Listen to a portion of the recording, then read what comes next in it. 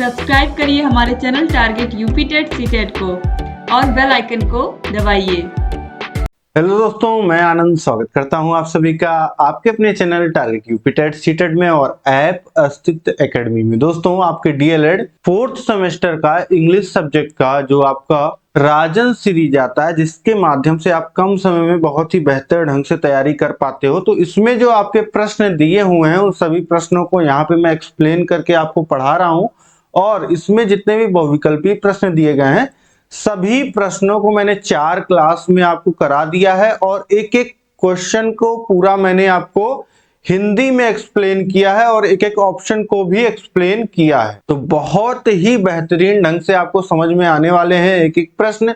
वैसे ही अब हम जो आज की क्लास में very short answer type questions यानी कि अति लघु उत्तरीय प्रश्न जो होते हैं आपके एक नंबर के वन लाइनर भी जिसे हम बोलते हैं, एक लाइन में आपको उत्तर करना होता है, ऐसे प्रश्नों को भी आज से जो है हम यहाँ पे देखने वाले हैं। तो ये आपके वेरी शॉर्ट आंसर टाइप का पहला जो पार्ट है, यहीं से हम शुरू करेंगे। तो ये राजन सीरीज आप देख पा रहे हैं, इस नई राजन सीरीज 2025 संस्करण के पेज 13 पे आपको मिल जाएगा very short answer type questions. और अगर आपने नहीं लिया है तो जरूरत भी नहीं है कोई, आप यहां से पढ़ लीजिए और एक एक प्रश्न को हम डिस्कस करते हुए आगे बढ़ेंगे, ठीक है। इससे पहले क्लास जो आपको बहुविकल्पी प्रश्न की क्लास है ऑब्जेक्टिव क्वेश्चंस की, वो आपको नीचे डिस्क्रिप्शन में मिल जाएगी।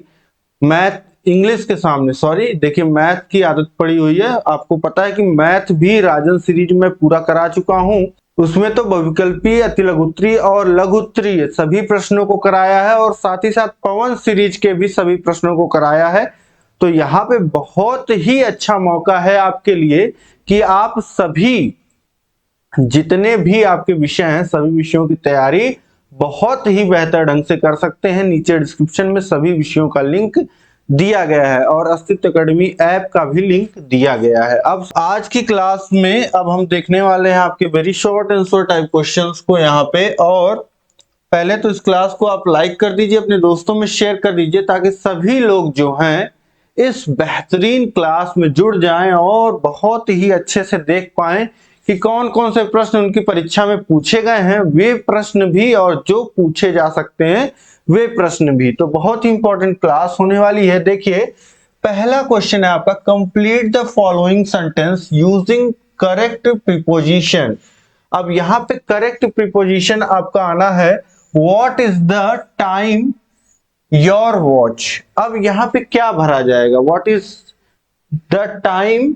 अब हिंदी में अगर आप सोचोगे कि आपके घड़ी में क्या समय हो रहा है तो आप समझोगे कि इन भरा जाएगा, लेकिन यही गलती है, यहां भरा जाएगा बाई योर वॉच। देखिए जब भी किसी डेडलाइन की बात आएगी, किसी टाइम एग्जैक्ट की बात आएगी तो वहां पे बाई आएगा, ठीक। और अगर जैसे एक टाइम पीरियड की बात हो, जैसे this project was completed in 5 years, मतलब 5 साल में यह कार्य पूरा किया गया।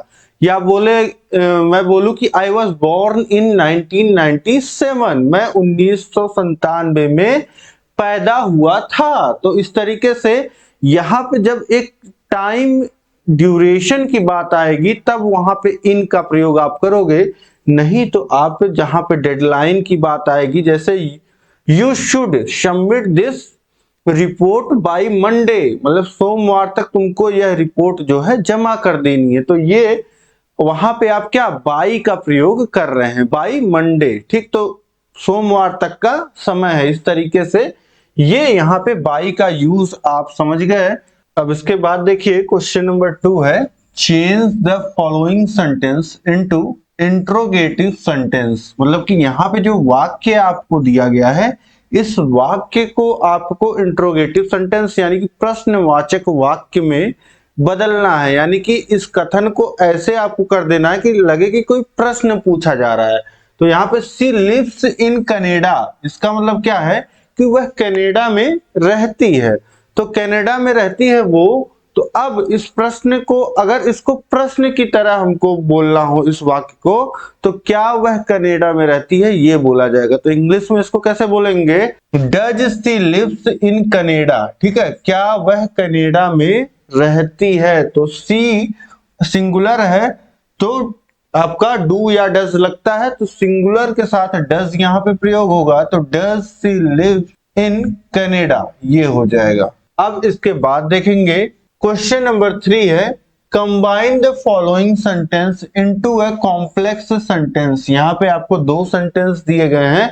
अब कॉम्प्लेक्स सेंटेंस में आपको बनाना है, तो ऐसा लगे कि जो है अब 2 अलग अलग सेंटेंस को आपको एक सेंटेंस में बनाना है, लेकिन इसमें 2 क्लॉज होने चाहिए, और एक क्लॉज आपका इंडिपेंडेंट और दूसरा जो लगना चाहिए वो डिपेंडेंट क्लॉज लगना चाहिए। जैसा कि यहाँ पे सेंटेंस दिया गया है कि I had lost a book last week, I have found it. मैंने एक किताब जो पिछले हफ्ते खो दी थी, फिर मैंने वह पा लिया है। तो अब इसको एक सेंटेंस में आपको बोलना है यहाँ पे, तो I have found the book that I lost last week. मैंने वह किताब पा लिया जो मैंने पिछले हफ्ते खो दिया था। आई हैव फाउंड द बुक, मैंने वह किताब पा लिया जो मैंने पिछले हफ्ते खो दिया था। तो इस तरीके से ये आपका एक कॉम्प्लेक्स सेंटेंस बन गया, जो 2 अलग अलग सेंटेंस था। अब इसके बाद देखते हैं हम लोग अगला प्रश्न, प्रश्न क्या 4, change the following sentence into present perfect continuous tense. यहां पे आपको एक सेंटेंस दिया गया है, इस सेंटेंस को आपको प्रेजेंट परफेक्ट कॉन्टिन्यूअस टेंस में बनाना है। तो he is writing a novel for 5 years, वह एक उपन्यास 5 सालों से लिख रहा है। अब ये आपका क्या है, प्रेजेंट इंडेफिनिट टेंस में है, ठीक, और आपको बनाना किस में है, प्रेजेंट परफेक्ट कॉन्टिन्यूअस टेंस में। तो यहां पे आपको क्या करना पड़ेगा, प्रेजेंट परफेक्ट कॉन्टिन्यूअस में हैज बीन या हैव बीन का प्रयोग किया जाता है। तो यहां पे ही के साथ क्या लग जाएगा, he has been writing a novel for 5 years। ये आपका इसका प्रेजेंट परफेक्ट कॉन्टिन्यूअस टेंस हो जाएगा। इसके बाद एक संख्या 5 है, करेक्ट द फॉलोइंग सेंटेंस। यहाँ पे एक सेंटेंस दिया गया है जिसको आपको सही करके बताना है कि इसमें गलती क्या है, वो गलती हटा करके आपको सही सेंटेंस लिख देना। The women was lost with the hat. तो इसका अर्थ क्या निकल के आ रहा है, महिला खो गई टोपी के साथ। यहां पे अर्थ देखिए क्या निकल रहा है, the women was lost with the hat, महिला टोपी के साथ खो गई। लेकिन कहने वाला कहना क्या चाह रहा है कि टोपी वाली महिला खो गई, यानी कि जिस महिला ने टोपी लगाया था वो महिला खो गई। तो यहाँ पे अब इसका क्या हो जाएगा, सही वाक्य क्या हो जाएगा, the women with the hat was lost, वो महिला जो टोपी लगाई हुई थी वो खो गई है। तो the women with the hat was lost, टोपी वाली महिला खो गई, सही सेंटेंस हो जाएगा। अब इसके बाद अगला प्रश्न देखिए, प्रश्न संख्या 6, करेक्ट द फॉलोइंग सेंटेंस। यहाँ पे एक सेंटेंस दिया गया है, walk carefully लेस्ट you may fall. यहाँ पे गलती क्या है, ध्यान से चलो वरना गिर जाओगे। ये जनरली बोला जाता है, सजेशन दिया जाता है, ठीक है, ध्यान से चलो नहीं तो गिर जाओगे। तो यहाँ पे आप देखेंगे सब कुछ सही है, लेकिन यहाँ पे ये जो मे का प्रयोग है, मे का प्रयोग कब होता है, संभावना को प्रकट करने के लिए होता है, ठीक। तो यहाँ पे मे नहीं लगेगा, यहाँ पे लगेगा शुड। जब हमको कोई हिदायत, कोई सजेशन देना होता है, या कोई देखिए हमारी मोरल रिस्पॉन्सिबिलिटी भी होती है, हम समाज में रहते हैं तो हमको सबसे अच्छे से व्यवहार करना चाहिए। तो ये वाली जो बातें हैं मोरल रिस्पॉन्सिबिलिटीज वाली, और जो चीजें हमको फॉलो करनी होती हैं, जो मार्गदर्शक बातें होती हैं एक तरीके से समझिए, तो उनके यहाँ पे क्या प्रयोग होगा, शुड प्रयोग होगा। और जहां पे संभावना प्रकट की जाएगी वहां पे क्या होगा, मे का प्रयोग होगा, ठीक। तो इस तरीके से ये आपका उत्तर क्या हो जाएगा, walk carefully लेस्ट you should fall. ये यहाँ पे हो जाएगा करेक्ट सेंटेंस। इसके बाद हम लोग देखते हैं नेक्स्ट क्वेश्चन है question number 7। Give one example of noun adjective and adverb clause. यहाँ पे आपको ऐसे उपवाक्यों का एग्जाम्पल आपको देना है, ठीक है। अब आपको पता है क्या क्लॉज क्या है, उपवाक्य है। तो एक ही वाक्य में क्या होता है, आपके दो वाक्य होते हैं और दूसरे वाक्य में आप देखेंगे जहां पे वो जो दूसरा वाक्य संज्ञा के बारे में अगर बात कर रहा है, नाउन के बारे में, तो वो नाउन क्लॉज हो जाता है आपका। एडजेक्टिव के बारे में बात कर रहा है तो एडजेक्टिव क्लॉज, और एडवर्ब के बारे में बात हो रही है तो वो एडवर्ब क्लॉज। अब यहाँ पे एग्जांपल से आप समझिए, नाउन क्लॉज का एग्जांपल समझिए। I do not know where he lives. मैं नहीं जानता वह कहाँ रहता है। ठीक, तो मैं नहीं जानता ये आपका एक सेंटेंस, मेन सेंटेंस का जो आपका मेन क्लॉज हो गया। और वेयर ही लिव्स, और दूसरे में आप देख रहे हैं कि ये जो ही है, जो हमारा संज्ञा है, नाउन है, ये दूसरे क्लॉज में आ रहा है। तो इसको हम क्या बोलेंगे, नाउन क्लॉज। जो हमारा ये सेंटेंस पूरा किस पे फोकस्ड है, I do not know where he lives. तो यहां किसकी बात हो रही है, यहां बात हो रही है ही की। तो यहां पे जो नाउन है ये आप देख रहे हैं बाद में आ रहा है, तो ये आपका नाउन क्लॉज हो जाएगा। इसी तरीके से pay attention to what your teachers say. ध्यान दो, ध्यान दो, ये आप में एक अपने आप में सेंटेंस हो गया।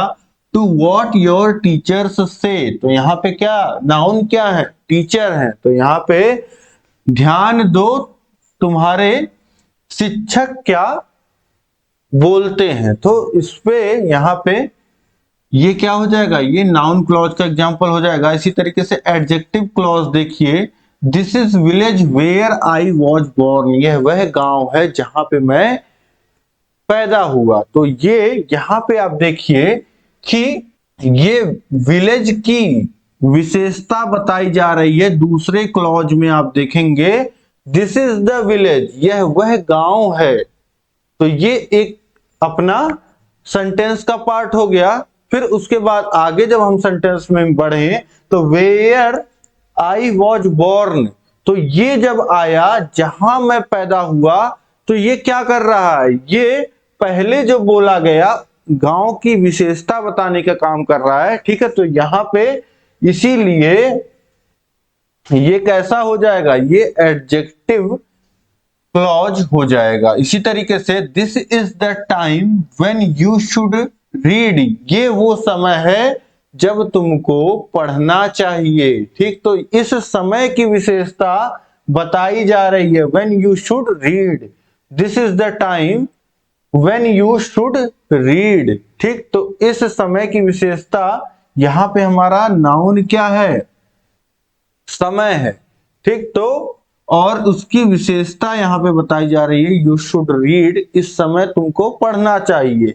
ठीक, तो ये हो जाएगा आपका कैसा, एडजेक्टिव क्लॉज। इसी तरीके से एडवर्ब क्लॉज क्या होगा आपका, एडवर्ब क्लॉज का एग्जांपल समझिए। I shall go with you when you return. ये क्या करेगा, एडवर्ब क्या करता है, क्रिया की विशेषता बताता है। तो यहां पे जब इस टाइप के सेंटेंस में आप देखोगे कि जो आपका एक काम जब हो रहा होगा तो उस क्रिया की ये जो है विशेषता बताएगा उसी समय आप देखोगे। जैसे देखिए, I shall go with you when you return, जब तुम वापस आ जाओगे मैं तुम्हारे साथ चलूंगा। ठीक, तो ये क्या हो गया, ये एक क्रिया जब तुम्हारे द्वारा की जाएगी तो उसी तौर पे ये क्या हो रहा है कि क्रिया की विशेषता, जब तुम आओगे, आना, तुम्हारा आना और मेरे तुम्हारे साथ चलना, ये दो चीजें, दो क्रियाएं, तो क्रिया की विशेषता यहां पे प्रकट हो रही है। ऐसे work hard लेस्ट you should fail, देखिए आ गया ना एग्जाम्पल।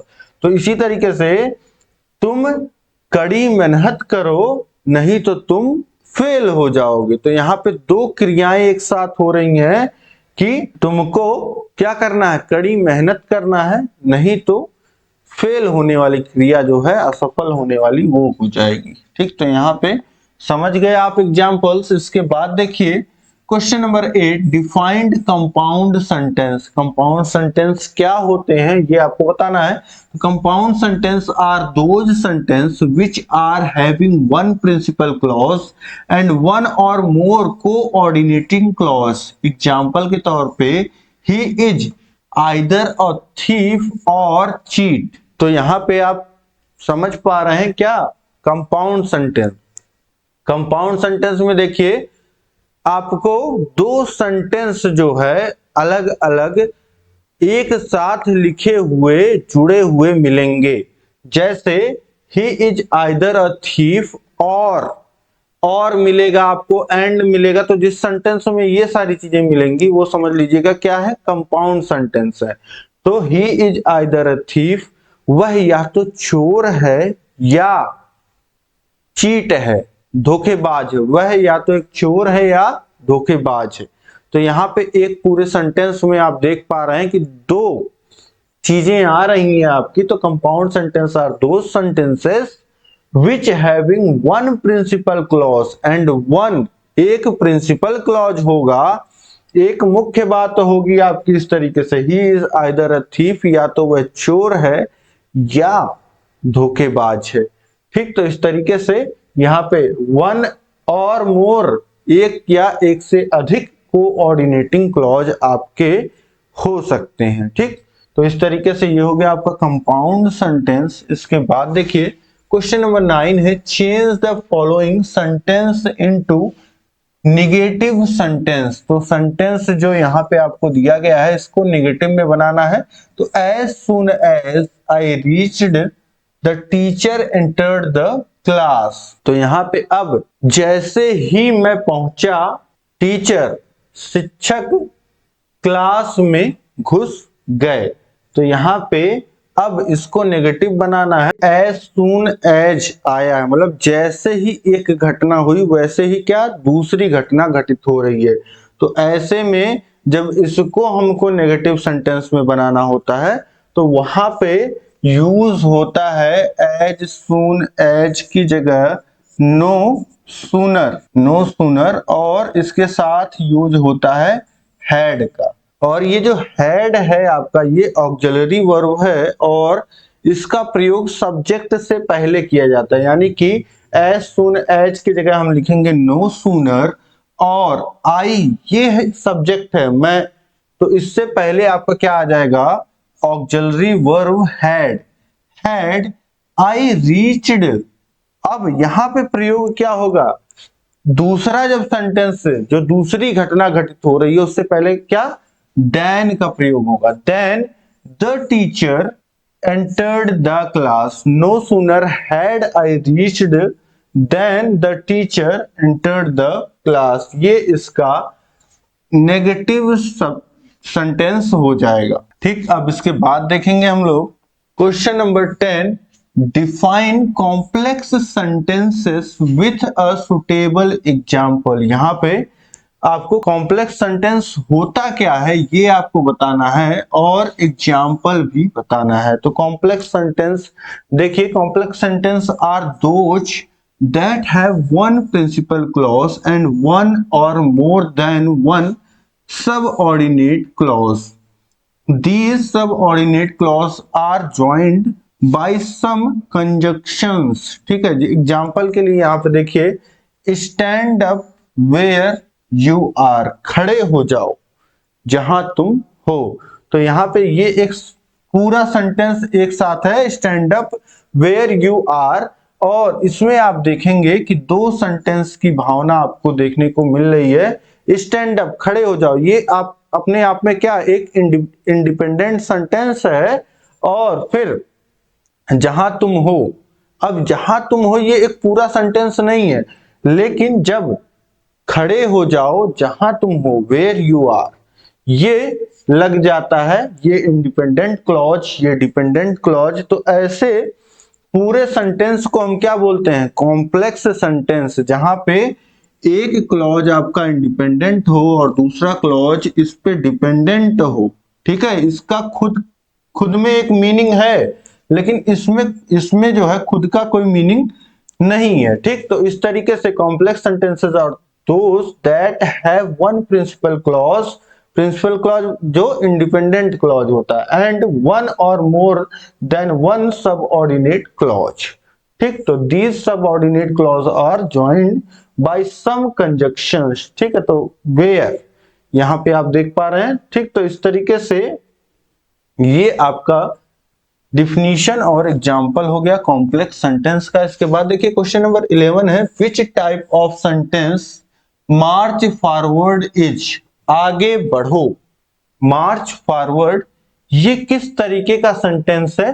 तो ये इंपरेटिव सेंटेंस है, ठीक है। 2020 में पूछा हुआ ये प्रश्न है। इंपरेटिव सेंटेंस क्यों है? क्योंकि इंपरेटिव सेंटेंस वो होते हैं जिसमें आपका एक कमांड रिक्वेस्ट आपको दिया जाता है, ठीक है। तो इस तरीके से यहां पे क्या है, मार्च फॉरवर्ड, ये आपने देखा होगा कि फौज में बोलते हुए आगे बढ़ो, या फिर स्कूल में बच्चों को बोला जाता है। तो इस तरीके से ये क्या हो गया, ये आपका इंपरेटिव सेंटेंस हो गया। अब इसके बाद हम लोग देखते हैं अगला प्रश्न है, प्रश्न संख्या 12, change the following into present perfect tense. इस सेंटेंस को आपको प्रेजेंट परफेक्ट टेंस में बनाना है। राम राइट्स ए लेटर, अब राम राइट्स ए लेटर ये आपका किस में है, राम पत्र लिखता है, ये आपका प्रेजेंट इंडेफिनिट टेंस में है, और उसको आपको बनाना है प्रेजेंट परफेक्ट टेंस में, यानी कि राम पत्र लिखता है, इसका क्या हो जाएगा, राम पत्र लिख चुका है, ये हो जाएगा आपका प्रेजेंट परफेक्ट टेंस में। और प्रेजेंट परफेक्ट टेंस में आपको पता है सब्जेक्ट के साथ आपका, सब्जेक्ट के साथ हैज या हैव लगता है, और यहां पे वर्ब की थर्ड फॉर्म आपकी आती है और प्लस ऑब्जेक्ट, ये आपका आ जाएगा। तो यहां पे अब देखिए राम सिंगुलर है तो हैज आ जाएगा, और वर्ब की third form write, wrote, written, third form written हो गया, और यहां पे अ लेटर ये आपका ऑब्जेक्ट हो गया, ठीक। तो Ram has written a letter ये हो जाएगा राम पत्र लिख चुका है, Ram has written a letter, ये आपका उत्तर हो जाएगा। अब इसके बाद देखते हैं क्वेश्चन नंबर 13 है, करेक्ट द फॉलोइंग सेंटेंस। यहाँ पे एक सेंटेंस दिया गया है जिसमें कुछ गलती है, इसको आपको सही करना है। Mohan prefers coffee than milk. अब समझिए देन का प्रयोग कहां होता है, देन का प्रयोग होता है जब कंपैरिजन हो रहा हो दो चीजों में, जैसे ही इज स्मार्टर देन विवेक, तो वह विवेक से चालाक है, स्मार्ट है, ठीक। तो ये अब जहां पे दो लोग का कंपैरिजन हो रहा था तो क्या लगा, देन लगा। अब यहां पे जब देन का प्रयोग किया गया है तो ये देन का प्रयोग गलत है, ठीक है। तो यहां पे अब क्या प्रयोग होगा, Mohan prefers coffee to milk, ठीक, यहां पे टू का प्रयोग होगा। अब इसके बाद देखते हैं हम लोग क्वेश्चन नंबर 14 है, complete the following sentence using N appropriate conjunction. Pawan is a handsome, और यहां पे कंजक्शन आपका लगेगा इंटेलिजेंट बॉय, ठीक। तो यहां पे पवन इज हैंडसम एंड इंटेलिजेंट की जगह देखिए अगर हम प्रयोग करें एज वेल एज, एंड ना प्रयोग करके एज वेल एज अगर प्रयोग करते हैं उसके साथ साथ, ये ज्यादा सुटेबल लगेगा। तो Pawan is handsome as well as intelligent boy, as well as यहां पे प्रयोग करेंगे साथ ही साथ, तो पवन जो है एक सुंदर होने के साथ साथ होशियार भी है।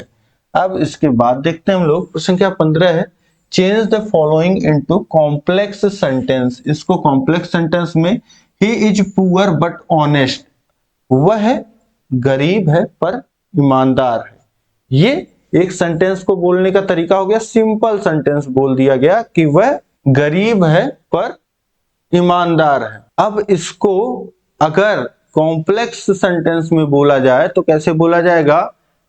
हालांकि वह गरीब है पर ईमानदार है, तो इसको इंग्लिश में कैसे लिखेंगे? दो he is poor he is honest. यद्यपि वह गरीब है पर वह ईमानदार है, ये बोलने का तरीका हो गया कॉम्प्लेक्स में। अब इसके बाद देखते हैं प्रश्न संख्या 16 है, change the following into compound sentence. यहाँ पे देखिए, यहाँ पे दो इंडिपेंडेंट, जब कॉमा लगा दिया गया तो इसका मतलब हो गया आपका दो इंडिपेंडेंट आपके सेंटेंस दिए गए हैं, लेकिन अब इसको कंपाउंड सेंटेंस में आपको चेंज करना है। अब कंपाउंड में क्या हो जाएगा आपका? यहाँ पे क्लॉज हो जाएंगे दो, तो he is not only honest but also gentle. ठीक है, तो ये यहाँ पे आपने बट ऑल्सो लगा करके इसी को फिर रिफर कर दिया ही को। तो यहाँ पे जैसे अलग अलग सेंटेंस पढ़ने में आ रहे थे, beside being honest he is gentle, अब यहाँ पे एक साथ आप बोल रहे हैं he is not only honest but also gentle. अब इसके बाद देखिए प्रश्न संख्या 17 है, change the following sentence into complex sentence. यहाँ पे एक सेंटेंस दिया गया है, इसको कॉम्प्लेक्स सेंटेंस में चेंज करना है। I know the writer of this book, मैं इस किताब के लेखक को जानता हूं। और अब इसको कॉम्प्लेक्स तरीके से कैसे बोला जा सकता है? मैं जानता हूं यह किताब किसने लिखी है, ऐसे। ठीक है, तो I know who wrote this book, I know the writer of this book को कॉम्प्लेक्स सेंटेंस में जब चेंज करेंगे तो हो जाएगा I know who wrote this book. इसके बाद देखिए क्वेश्चन नंबर 18 है, change the following sentence into passive voice. ये हमारा लॉर्ड रामा किल्ड रावण, ये एक्टिव वॉइस है, राम ने रावण को मारा। ठीक, अब पैसिव वॉइस, रावण राम के द्वारा मारा गया, तो ये पैसिव वॉइस हो जाएगा Ravana was killed by lord Rama, Ravan जो है वह भगवान राम के द्वारा मारा गया। इसके बाद देखिए क्वेश्चन नंबर 19 है, change the following sentence into past indefinite tense. यहाँ पे जो सेंटेंस आपको दिया गया है इसको आपको पास्ट इंडेफिनिट टेंस में चेंज करना है। I draw a beautiful painting, I draw a beautiful painting, मैं एक सुंदर पेंटिंग बनाता हूं। इसको अगर हम पास्ट में बोलें तो क्या हो जाएगा? I drew a beautiful painting, ये हो जाएगा। अब इसके बाद देखिए question number 20, combine the following sentences into compound sentences. यहाँ पे दो सेंटेंस आपको दिए गए हैं, the captain lost his temper, कैप्टन ने अपना आपा खो दिया, the player also did so, और खिलाड़ियों ने भी वैसा ही किया। अब ये कैसे किसके साथ होता है? पाकिस्तान के टीम के साथ हमेशा आपका होता आया है कि वो जो है प्रेशर में अपना आपा खो देते हैं। तो इसी तरीके से यहाँ पे आप देखिए, the captain lost his temper, the player also did so. तो अब इसको आपको कंपाउंड सेंटेंस एक ही बार में बोलना है, यहाँ अलग अलग। The captain lost his temper, कप्तान ने अपना आपा खो दिया, और यहाँ पे और ना लग करके अलग बोला गया है कि खिलाड़ियों ने भी वैसा किया। ठीक, अब इसको एक में बोलेंगे तो यहाँ पे कुछ नहीं करना है आपको, एंड लगा देना है और लगा देना है। The captain lost the temper and the players also did so. Next question 21 देखिए, यहाँ पे correct the following sentence, can you give me few apples, क्या तुम मुझे कुछ सेब दे सकते हो। लेकिन ये क्या है, यहाँ पे आप देखिए गलती कहाँ है, गलती कहीं आपको नजर नहीं आ रही होगी। क्यों? क्योंकि सब कुछ ठीक लग रहा है, लेकिन ये जो फ्यू एप्पल्स लिखा हुआ है, कुछ सेब, ये कुछ सेब कहने में गलती है, थोड़ा सा नेगेटिव साउंड करता है। देखिए फ्यू का मतलब होता है कुछ, और कुछ ये जो फ्यू है ये बहुत ही कम जो होता है के लिए प्रयोग किया जाता है। ठीक है, तो यहाँ पे ये इसका भाव ये आ रहा है, नेगेटिव भाव आ रहा है कि बहुत ही कम सेब क्या तुम मुझे कुछ सेब दे सकते हो, ये नेगेटिव तौर पे सेंटेंस आ रहा है और इसको पॉजिटिव बनाने के लिए क्या करेंगे, यहाँ पे फ्यू एप्पल्स की जगह लिखेंगे a few apples. Can you give me a few apples, तो गिनती जो है थोड़ी लगेगी कि हाँ कुछ सेब जो है मांग रहे हो। ठीक, तो इस तरीके से यहाँ पे अ फ्यू एप्पल्स हो जाएगा। इसके बाद देखते हैं क्वेश्चन नंबर 22 है, write down kinds of subordinate clauses. Subordinate clause कितने प्रकार के होते हैं, पहले ये एग्जांपल हमने देख लिया है, ये 3 प्रकार के होते हैं, नाउन क्लॉज, एडजेक्टिव क्लॉज और एडवर्ब क्लॉज, और तीनों का एग्जांपल भी मैंने इसी क्लास में आपको बताया, 2-2 एग्जांपल जिसमें एक एक लिखने को बोला था। अब इसके बाद देखिए क्वेश्चन नंबर 23 है, fill the gap using the correct form of the verb given in the bracket. तो यहाँ पे देखिए, Shyam will have left for Mumbai before rainy season begin. तो यहाँ पे आपका वर्ब का सही फॉर्म आपको इस्तेमाल करना है। तो Shyam will have left for Mumbai before the rainy season. तो इसका मतलब समझिए कि श्याम जो है मुंबई चला जाएगा बरसात के मौसम से पहले। अब यहाँ पे हमारा सब्जेक्ट जो है सिंगुलर है और भविष्य में वो घटना हो रही होगी। Shyam will have left for Mumbai before the rainy season begins होगा यहाँ पे। क्यों? क्योंकि ये जो है उस समय घटना घटित हो रही होगी। ठीक है, तो बिगेन्स यहाँ पे हो जाएगा। अब इसके बाद जैसे the movie begins at 7 PM। ठीक, तो ये हो जाएगा इस तरीके से एग्जाम्पल। अब इसके बाद हम लोग देखते हैं question number 24, change the following sentence into past perfect continuous tense. ठीक है, पास्ट परफेक्ट कॉन्टिन्यूअस टेंस में आपको चेंज करना है। और ये देखिए आपका सेंटेंस है क्या, he is reading the Ramayana, वह रामायण पढ़ रहा है, वह रामायण पढ़ रहा है। इसको आपको बनाना है पास्ट परफेक्ट कॉन्टिन्यूअस। तो अब यहाँ पे आपको एक समय भी लगाना पड़ेगा और समय को पीछे ढकेलना पड़ेगा। मतलब इसको आपको पास्ट की बात करनी पड़ेगी। जैसे पास्ट, जैसे वह अभी रामायण पढ़ रहा है, तो इसको आपको बनाना पड़ेगा कि वह रामायण पढ़ रहा था। लेकिन अब यहाँ पे ये आपका present indefinite past indefinite tense में चला गया। अगर आपने बोल दिया कि वह रामायण पढ़ रहा था, अब इसको आपको पास्ट परफेक्ट कॉन्टिन्यूअस बनाने के लिए आपको एक समय देना पड़ेगा कि वह इतने समय से रामायण पढ़ रहा था। तो यहाँ पे क्या हो जाएगा, अब सब्जेक्ट हमारा ही है और पास्ट में हो रहा है, तो इसके साथ क्या लगेगा, और कॉन्टिन्यूअस, पास्ट परफेक्ट कॉन्टिन्यूअस है तो हैड बीन लगेगा। ठीक है, हैड बीन यहाँ पे लगेगा। तो he had been reading the Ramayan.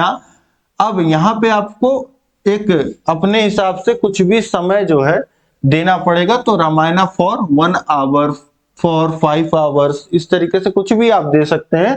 तो he had been reading the Ramayana for hours, मतलब कई घंटों से पढ़ रहा था। ठीक, तो इस तरीके से ये आपका बन जाएगा। अब इसके बाद देखते हैं हम लोग क्वेश्चन नंबर 25 है, complete the following sentence using correct preposition. तो ही विल बी थैंकफुल, ये क्या बोलना चाह रहा है कि वह आपका आभारी होगा, वह आपका आभारी होगा।